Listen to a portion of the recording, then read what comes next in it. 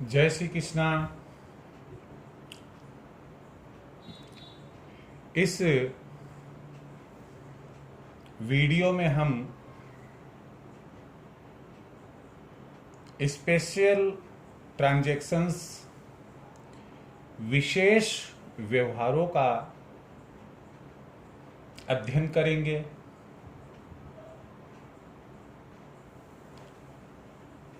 ये विशेष व्यवहार कौन से हैं, इनके जर्नल में रिकॉर्डिंग के समय क्या प्रिकॉशंस रखने चाहिए, हमें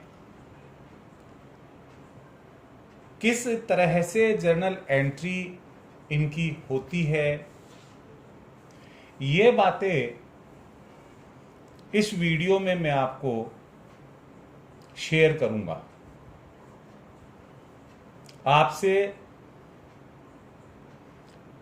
यही कहना है कि आप मेरे वीडियोस को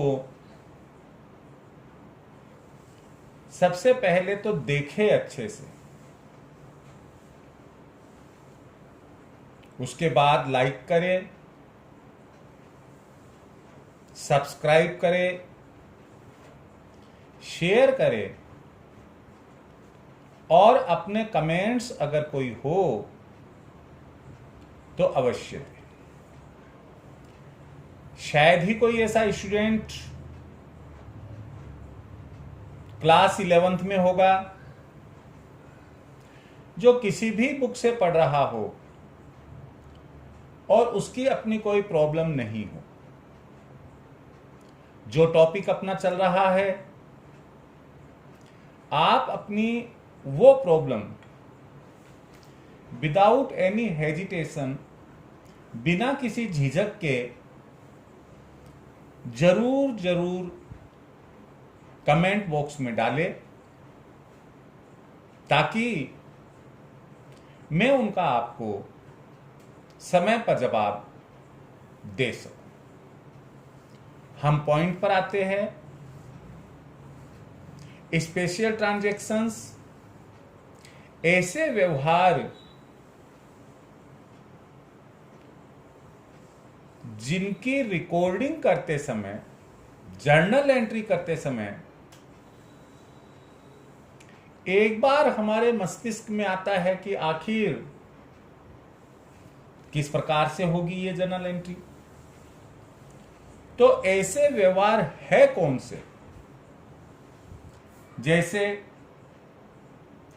पहला व्यवहार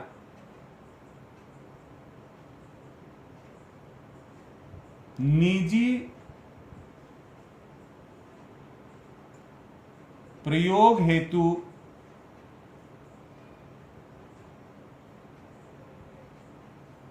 व्यापार से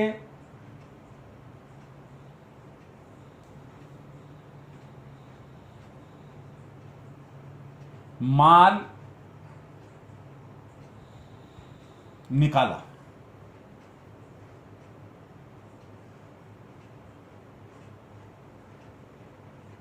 या लिया। दूसरा है निजी प्रयोग हेतु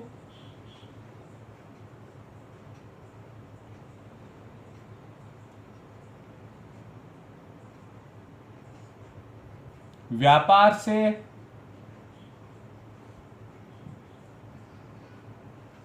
नगद लिया।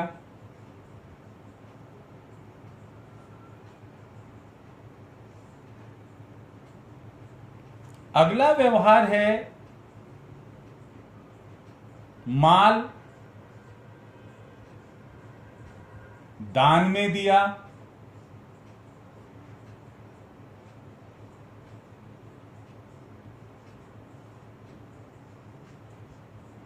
अगला है माल चोरी हो गया।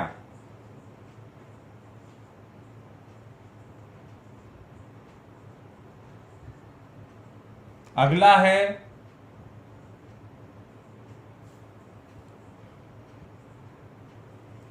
माल नमूने के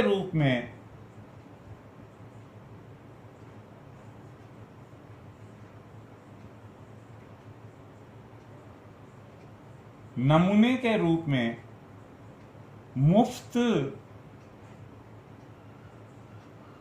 बांटा।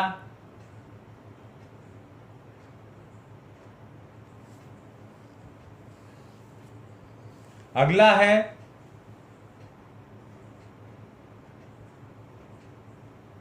माल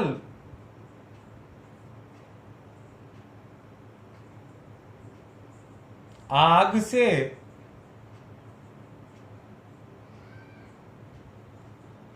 जलकर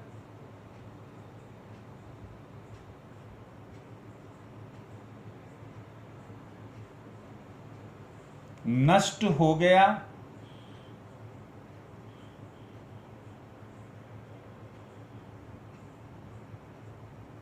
आदि। ये कुछ व्यवहार ऐसे हैं जो ऑर्डिनरी बिजनेस ट्रांजैक्शन से अलग हटकर होते हैं। हम सबसे पहले इनसे संबंधित जो टर्मिनोलॉजी है याद करें। जैसे पर्सनल यूज के लिए goods taken away for personal use, व्यापार से निजी प्रयोग हेतु माल निकाला, तो यहां निजी प्रयोग में लेने के लिए माल हो या नगद राशि हो, इसे हम ड्राइंग्स कहते हैं। आहरण ड्राइंग्स कहते हैं। तो हमें एक चीज तो ये ध्यान में रखने की है कि जो पर्सनल यूज है, चाहे वो गुड्स लिया जाए, चाहे वो व्यापार से कैश लिया जाए। अब ये होगा जैसे सिंपल ट्रांजैक्शन दिया, निजी प्रयोग हेतु माल व्यापार से लिया। इसकी जगह लिखा जा सकता है पुत्र या पुत्री के विवाह के लिए माल व्यापार से लिया, तो वो भी तो पर्सनल यूज ही है। निजी प्रयोग हेतु व्यापार से नगद लिया, ये दोनों जो पहले ट्रांजैक्शंस है ये ड्राइंग्स के कैटेगरी में आते हैं। जर्नल एंट्री क्या होती है अभी मैं बताऊंगा आपको। फिर आप ये देखिए माल दान में दिया, माल चोरी हो गया, माल नमूने के रूप में फ्री सैंपल्स के रूप में मुफ्त बांटा, distribution of free samples, distribution of goods as free sample, माल आग से जलकर नष्ट हो गया। तो इन सब में हम ये देख रहे हैं, इस दूसरे पॉइंट को छोड़कर पहला, तीसरा, चौथा, पांचवा, छठा, ये जो बिंदु है, ये जो पॉइंट्स है, इनमें माल व्यापार से गया। मेरी बात को आप ध्यान से सुनिएगा। चाहे वो निजी पर्सनल यूज के लिए लिया तो भी गुड्स व्यापार से गया, दान में दिया तो भी व्यापार से गया, चोरी हो गया व्यापार से गया, मुफ्त नमूने में बांटा व्यापार से गया, आग से जलकर नष्ट हो गया तो भी व्यापार से चला गया।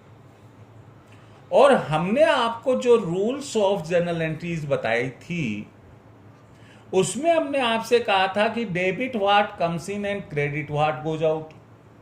आने वाले को नाम करो और जाने वाले को जमा करो। तो गया तो माल है, और माल के लिए भी मैंने आपको बताया था कि केवल दो शब्द आप काम में लेंगे। एक परचेज, जो गुड्स परचेज के लिए यानी माल खरीदने के समय काम आता है। दूसरा सेल्स, जब माल बेचते हैं तो उसकी जर्नल एंट्री के लिए हम सेल्स शब्द काम में लेते हैं। तो अब यह माल गया तो इसमें कोई थर्ड पार्टी तो है नहीं कि राम को गया, श्याम को गया, मोहन को गया, एक्स लिमिटेड को गया, वाई लिमिटेड को गया, ऐसा तो कुछ है नहीं, किसी को दिया तो है नहीं आपने ऐसे। ना माल के एवज में आपको कुछ मिला, कोई परचेज कंसीडरेशन, कोई क्रय प्रतिफल आपको नहीं मिला। तो फिर हम क्या करें? तो हमेशा ध्यान रखिए कि इन पांचों परिस्थितियों में, पहली, तीसरी, चौथी, पांचवी और छठी, दूसरी को छोड़कर पांचों परिस्थितियों में परचेज अकाउंट आप क्रेडिट करेंगे। जबकि एक सिद्धांत है, अकाउंटिंग प्रिंसिपल है कि अगर हमें बैलेंस और परचेज अकाउंट दिया हुआ है तो वो हमेशा डेबिट बैलेंस ही होता है। लेकिन एक्सेप्शनली, अपवाद स्वरूप, ये जो 5 स्थितियां बताई है, इनमें परचेज अकाउंट डेबिट ना होकर परचेज अकाउंट क्रेडिट होगा। ये आप स्पष्ट कर ले। क्वेश्चन भी बन सकता है कि वे कौन कौन सी परिस्थितियां हैं जबकि परचेज अकाउंट डेबिट के स्थान पर क्रेडिट किया जाता है। क्वेश्चन बन सकता है कि कोई दो ऐसे उदाहरण दीजिए जिसमें कि परचेज अकाउंट को डेबिट के स्थान पर क्रेडिट किया जाता है। तो हमें अगर जानकारी में है तब तो हम बड़ी सरलता से इनकी जर्नल एंट्री कर देंगे, लेकिन यदि जानकारी में नहीं है तो ऐसी परिस्थिति में हमें बड़ी दिक्कत आएगी और हमारा प्रश्न के गलत होने की संभावना अधिक बन जाएगी। तो उस गलती से बचने के लिए हमें ये कुछ विशेष व्यवहारों को सिंसियरली, सीरियसली, अच्छे से पढ़ लेना चाहिए। अब मैं आपको एक एक करके इनकी जर्नल एंट्री बता रहा हूं।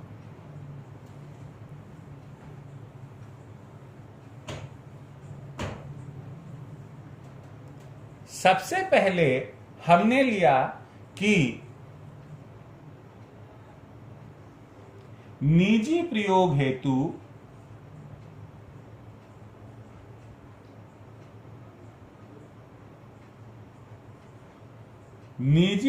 हेतु माल व्यापार से लिया, यह हमने बताया। तो इसकी जो जर्नल एंट्री होगी वो होगी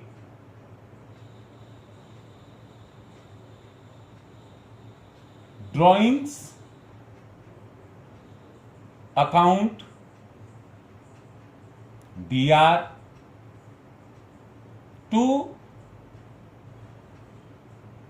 परचेजेज अकाउंट।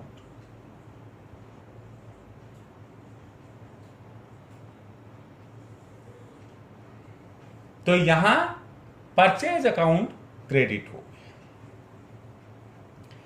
सेकंड नंबर पर हमारा है निजी प्रयोग हेतु व्यापार से नगद लिया।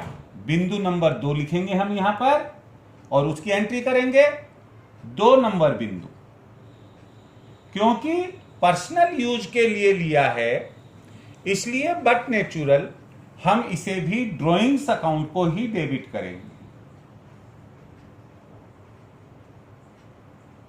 Drawings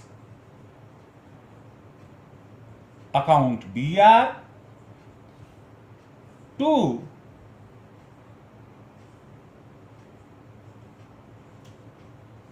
case account.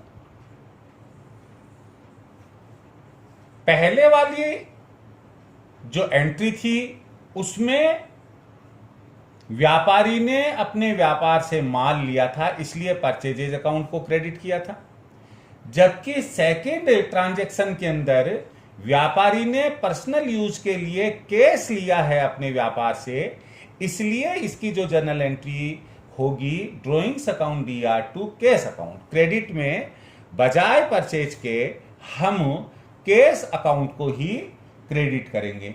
अब तीसरा जो ट्रांजैक्शन है हमारा, माल दान में दिया। माल दान में दिया,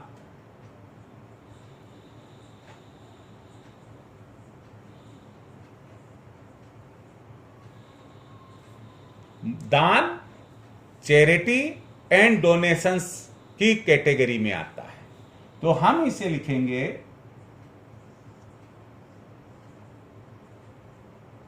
charity and donation account DR to purchases account. माल दान में दिया, माल गया, लेकिन इसके एवज में हमें कोई भी परचेज कंसीडरेशन नहीं मिला, जबकि स्टॉक हमारा कम हो गया। स्टॉक को कम करने के लिए हमें टू परचेजेज करना पड़ेगा।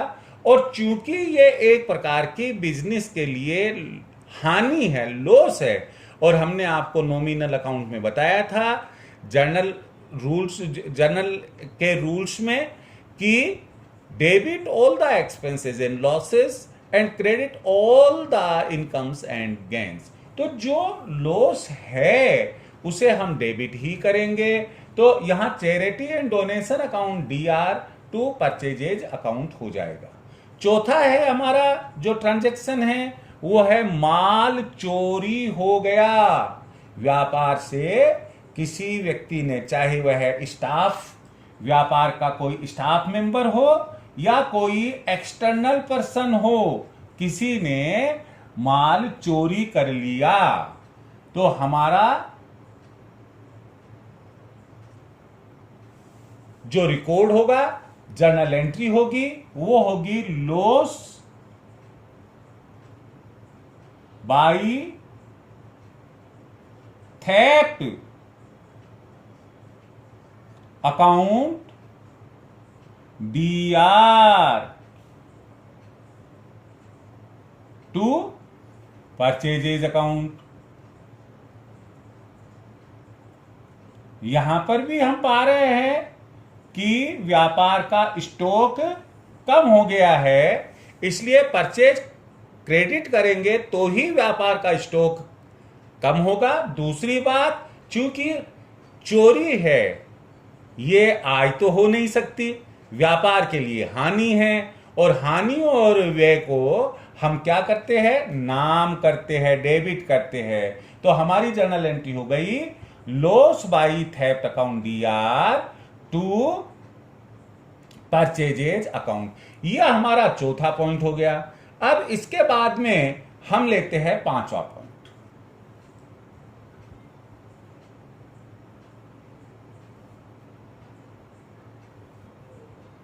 पांचवा पॉइंट है माल नमूने के रूप में मुफ्त बांटा गया। आप देखते हो कि जैसे जब चाय का चलन हुआ था, पीने वाली चाय का चलन हुआ था, तो चाय कंपनी फ्री में सैंपल्स बांटती थी। बीड़ी का चलन हुआ तो फ्री में बीड़ी बांटती थी। अभी नया कोई भी प्रोडक्ट लॉन्च होता है मार्केट में तो उनके छोटे छोटे सैंपल्स फ्री में दिए जाते हैं। तो लेकिन उनकी कॉस्टिंग भी होती है। ऐसी स्थिति में कि जहां गुड्स को मुफ्त नमूने के रूप में बांटा जाए, उसके एवज में, क्योंकि ये फ्री ऑफ चार्ज है, कोई परचेज कंसीडरेशन नहीं मिलता है, और स्टॉक में कमी आती है, यहां जर्नल एंट्री होगी फ्री सैंपल्स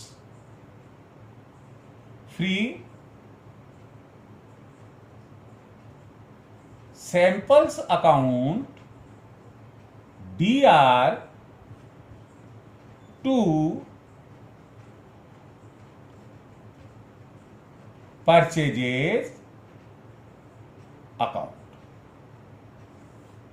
यह हमारी जर्नल एंट्री हो जाएगी। Free samples account DR to purchases account.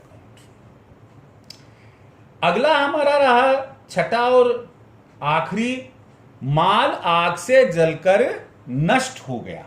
अब वो आग किसी ने जानबूझ कर लगाई, शॉर्ट सर्किट से आग लग गई, या अन्य कोई भी कारण क्यों ना रहा हो, यदि आग से माल नष्ट हो गया है तो इसकी जर्नल एंट्री होगी हमारी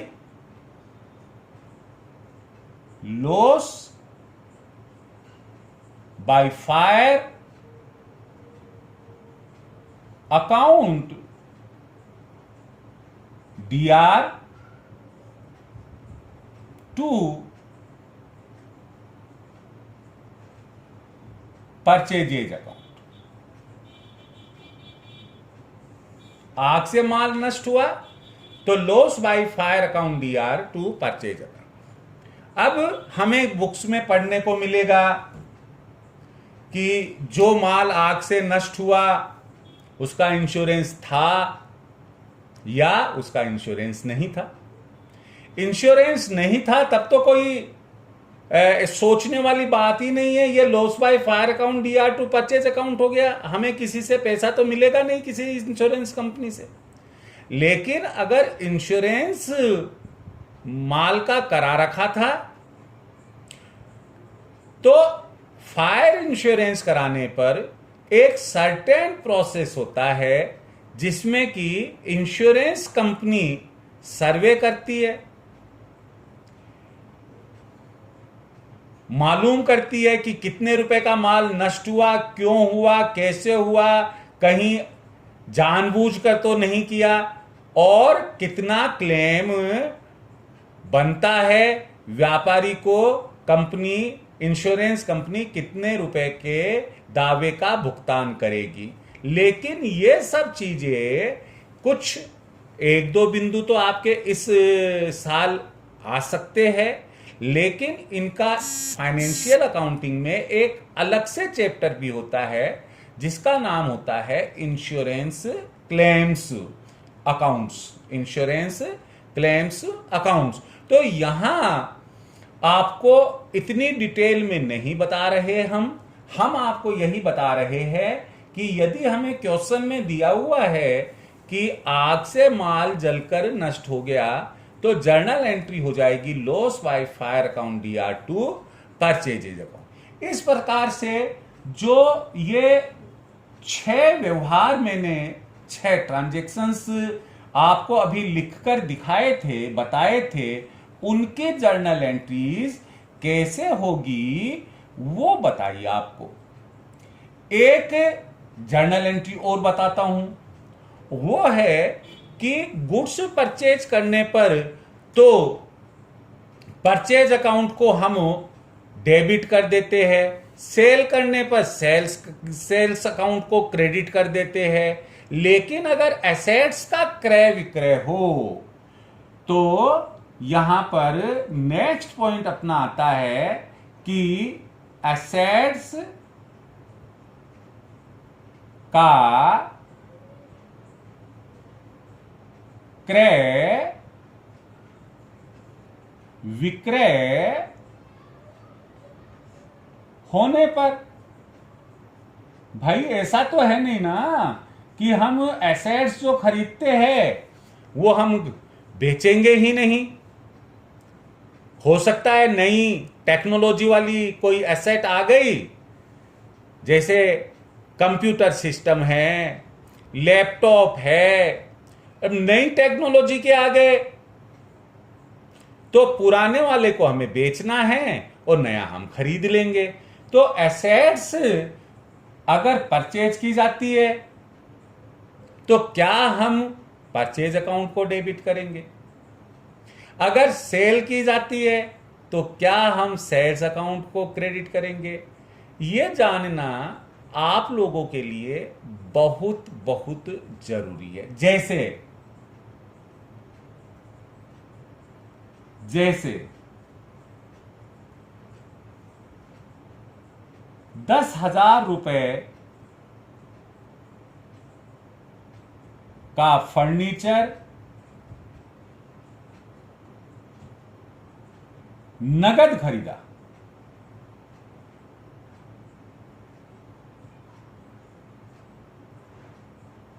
अब अगर आप इसकी जर्नल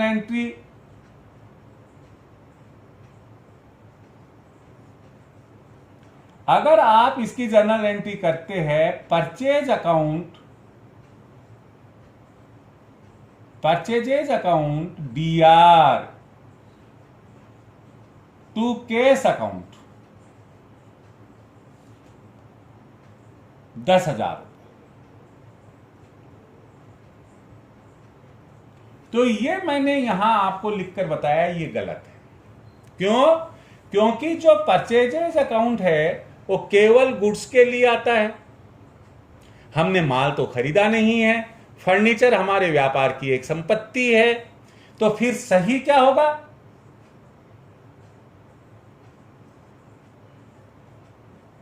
सही होगा फर्नीचर अकाउंट DR टू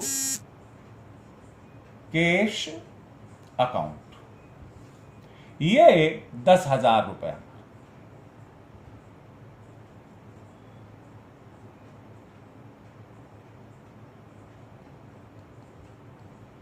ये एंट्री एग्जैक्टली सही है। यदि फर्नीचर उधार खरीदा है तो इसकी जो जर्नल एंट्री हो जाएगी टू पर्टिकुलर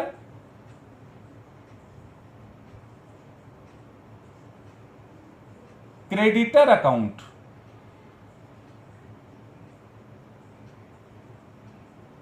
जिससे खरीदा गया है वो क्रेडिटर होता है, सप्लायर होता है, उसका नाम। जैसे फर्नीचर मार्ट से खरीदा तो furniture account DR to furniture mart account हो जाएगा 10,000 रुपए से।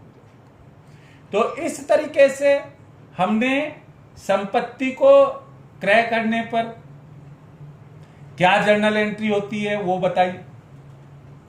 अब मान लो कि कोई संपत्ति थोड़े समय बाद में हम बेच देते,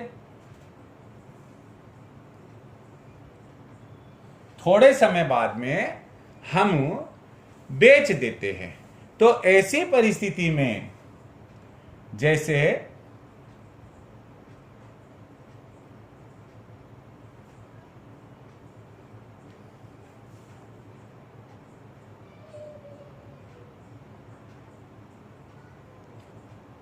₹10,000 लागत का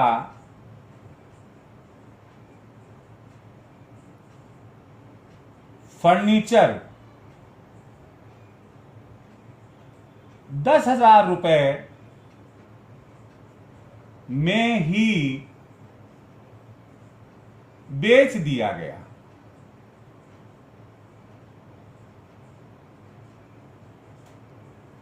यहां पर हमने एसेट के बेचने पर प्रॉफिट लॉस इस फैक्टर को ध्यान में नहीं रखा है। क्यों? क्योंकि अभी हमने आपको केवल रिकॉर्डिंग और ट्रांजैक्शंस की जानकारी दी है और दे रहे हैं। प्रॉफिट, लॉस और कोई भी अन्य एडजस्टमेंट्स जो होते हैं उनकी अभी आपको कोई जानकारी नहीं दी जा रही है। इसलिए हम आपको यही कह रहे हैं कि 10,000 रुपए की लागत का फर्नीचर था और 10,000 रुपए में ही बेच दिया गया, तो पैसा आया। तो एंट्री क्या हो जाएगी? Cash account BR to furniture account.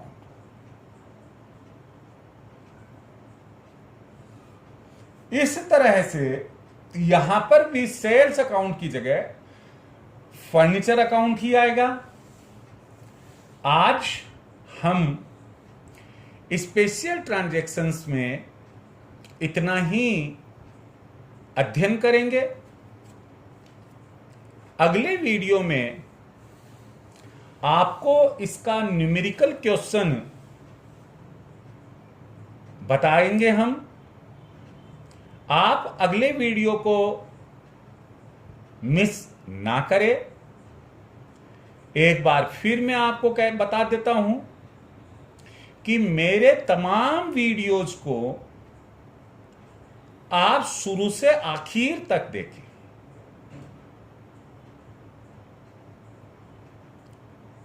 आपको ऐसा लगेगा जैसे आप क्लासरूम में बैठकर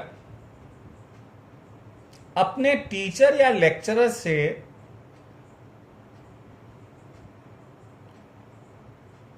लेक्चर सुन रहे, देख रहे और समझ रहे हैं। उस टॉपिक को देख रहे हैं, सुन रहे हैं और समझ रहे हैं। कहीं पर भी आपकी फीलिंग्स ये नहीं होगी कि आप ऑनलाइन ये सब कुछ लर्न कर रहे हैं। बस कंडीशन यही है, शुरू से आखिर तक आप मेरे वीडियो को देखें। मेरी पूरी कोशिश है कि क्लास 11th में जिस ऑर्डर में आपको अकाउंटेंसी एंड बुककीपिंग का सिलेबस या कोर्स दिया गया है, उस ऑर्डर में मैं आपको अपनी तमाम बातें शेयर करूंगा और आपको इस लायक बना दूंगा कि आप हिंदुस्तान की किसी भी अकाउंटेंसी की बुक से कोई भी क्वेश्चन इजीली, आसानी से कर सकते हैं। फिर एक बार वीडियो को देखें, लाइक करें, शेयर करें, सब्सक्राइब करें, अपने कमेंट्स दें। Thank you very much.